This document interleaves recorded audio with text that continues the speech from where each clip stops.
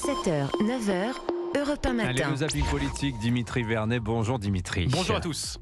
Je pense qu'il faut clore ce chapitre-là des attaques personnelles et de la vie personnelle. Clore ce chapitre-là, déclaration signée Amélie Oudéa-Castéra. La ministre de l'Éducation nationale n'arrive pas à sortir de la polémique, se retrouve accusée de mensonge quand elle explique avoir scolarisé ses enfants dans le privé à cause du non-remplacement des professeurs dans le public. Les oppositions demandent sa tête, comme le député insoumis Manuel Bompard sur France Info. Davantage que du mépris, c'était un mensonge. Et je pense que c'est un mensonge qui la disqualifie pour continuer à occuper cette fonction. Ou encore le député RN Jean-Philippe Tanguy sur BFM. Il faut dire la vérité aux Français. Et si la ministre a menti, je ne vois pas comment elle peut continuer cette action publique. Mais a-t-elle menti? Car c'est bien le seul sujet polémique. Réponse de la porte-parole du gouvernement, Prisca Thévenot sur France Inter. Et je ne sais pas si elle a menti, je dis simplement qu'elle a expliqué pourquoi son fils a été scolarisé dans le privé.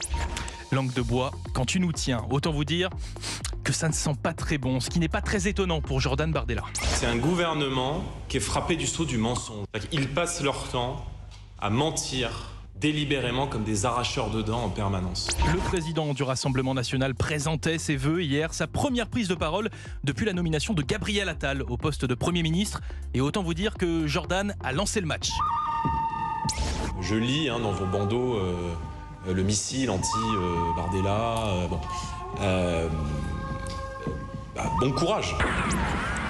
Bon courage Gabi, oui, le duel politique de l'année 2024 a bien commencé. Mais il faut le reconnaître, Jordan a un petit peu déraillé à un moment et vous allez l'entendre, comprendre, je crois qu'il s'est légèrement emmêlé les pinceaux. J'ai cru comprendre qu'elle s'était un peu emmêlée ensuite les pieds dans le pinceau. Oui, les pieds dans le pinceau. Aïe, aïe, sa fourche a langué, comme j'aime le dire.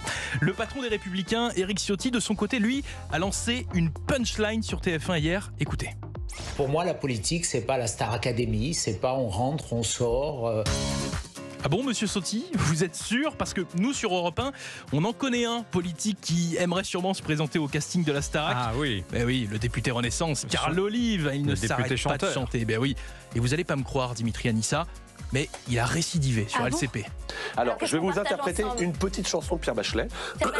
C'est tellement beau l'été qu'on peut pas croire que c'est la guerre qui fait marcher l'histoire.